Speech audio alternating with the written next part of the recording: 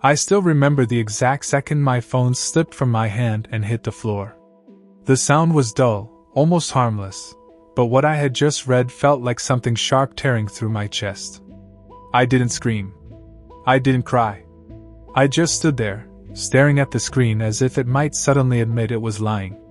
In that moment, I realized the truth wasn't something that arrives gently. It ambushes you. And the worst part was knowing I had handed her every weapon she needed to destroy me. She was standing in the other room, humming softly, completely unaware that my entire reality had just collapsed. Or maybe she was aware. That thought made my stomach turn. I wanted to confront her right then, to demand answers, to watch her face crack under the weight of what I knew. But I didn't. I couldn't. Because part of me was still hoping I was wrong, that there was some explanation that wouldn't shatter the life I thought we shared. Everything I'm about to tell you began long before that moment, long before the shocking discovery that made me question every memory I had. Back when trust felt natural, almost effortless, and love didn't come with a warning label. When I met her, I wasn't looking for anything complicated. My life was quiet, predictable, maybe even a little empty. She came into it like a warm light, attentive, patient, and impossibly understanding. She listened in a way that made me feel seen, like my words actually mattered. That alone was intoxicating. I told myself it was rare to meet someone who didn't rush to fill silences, who let you unfold at your own pace. I shared things with her I had never said out loud before.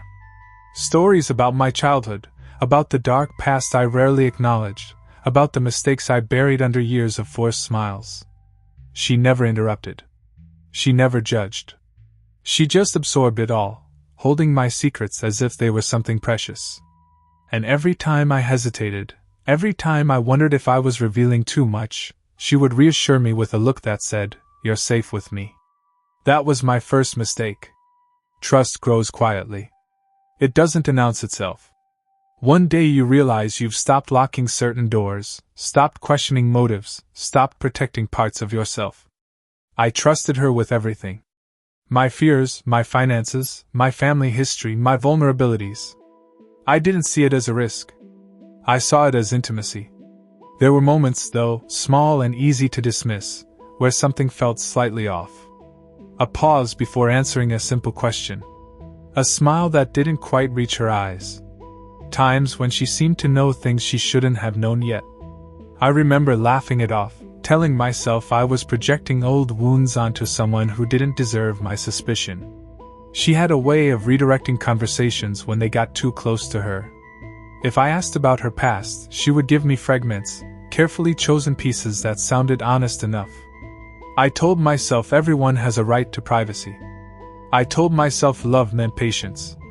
What I didn't realize was that every unanswered question was another thread in a much larger web.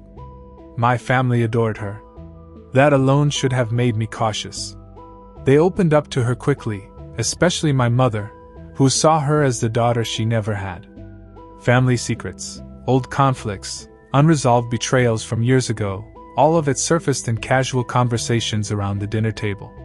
I watched her listen, just like she did with me, attentive and calm. I thought she was bonding. I didn't see her collecting. There was one night, long before everything exploded, when she asked me a question that still echoes in my mind. We were lying in bed, the room dark, the air heavy with that quiet intimacy that only comes after shared exhaustion. She asked if I had ever wondered how different my life would be if certain truths had come out earlier. The question felt oddly specific. I laughed, brushed it off, said everyone has hidden truths. She didn't laugh back. She just nodded, as if confirming something to herself. After that, things began to shift, slowly enough that I couldn't pinpoint when the ground started moving beneath me. She became more involved in my decisions, offering advice that sounded supportive but somehow always steered me away from people who had known me the longest. She framed it as protection, as concern. I believed her. I wanted to believe her. There was a subtle isolation happening, and I didn't recognize it as such because it came wrapped in affection. She was always there, always available, always reminding me that she understood me better than anyone else ever could. And I let myself lean into that, grateful for a connection that felt so intense, so consuming. Then came the changes I couldn't ignore. She would disappear for hours without explanation, then return overly affectionate, as if compensating for something. Her phone was always face down. Passwords changed. Conversations ended abruptly when I entered the room. Each time I noticed, a quiet alarm went off in my head, only to be silenced by my own excuses. I told myself trust meant not looking too closely. The night I found out started like any other. Ordinary. Forgettable. She asked me to check something on her phone while she was in the shower. A simple request. An innocent one. My hand shook as I picked it up, not because I planned to snoop, but because a part of me already knew I was about to cross a line I could never uncross. A notification appeared before I could even unlock the screen. A name I didn't recognize. A message that ended mid-sentence, intimate enough to make my heart race, vague enough to be terrifying. I stared at it, frozen, my mind desperately trying to build a harmless explanation. I unlocked the phone. What I saw wasn't just betrayal. It was a pattern. Conversations stretching back months. References to things only I had shared with her. My secrets, my fears, my family's hidden truths, all laid out in messages sent to someone else. Someone who knew exactly how to use them. I felt sick. Not just because of the forbidden relationship unfolding in front of me, but because I realized I wasn't just a partner. I was a source.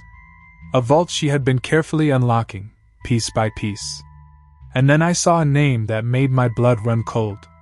A name connected to my past, to a chapter of my life I had tried desperately to leave behind.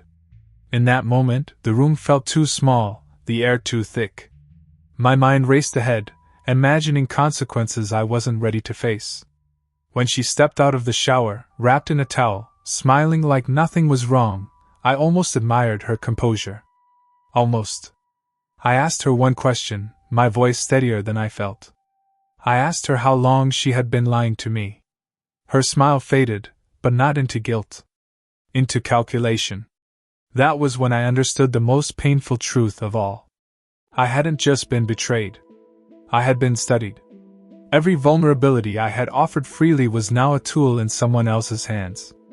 And the worst part was knowing this wasn't the end. It was just the moment everything finally began to surface. If you think this is where the story resolves, where I confront her and walk away, you're wrong. Because what I uncovered next was far darker, tied to a hidden truth that would force me to question not just her, but my own family, my own memories, and the very foundation of who I thought I was. This was only the first crack. And once it appeared, nothing stayed intact for long. When she realized I wasn't backing down, something in her eyes hardened. The warmth I fell in love with drained away, replaced by a calm that felt rehearsed. She didn't deny it. That terrified me more than any excuse ever could. She sat on the edge of the bed and told me I was overreacting, that things were more complicated than I understood. That word followed me for weeks. Complicated. It was her shield.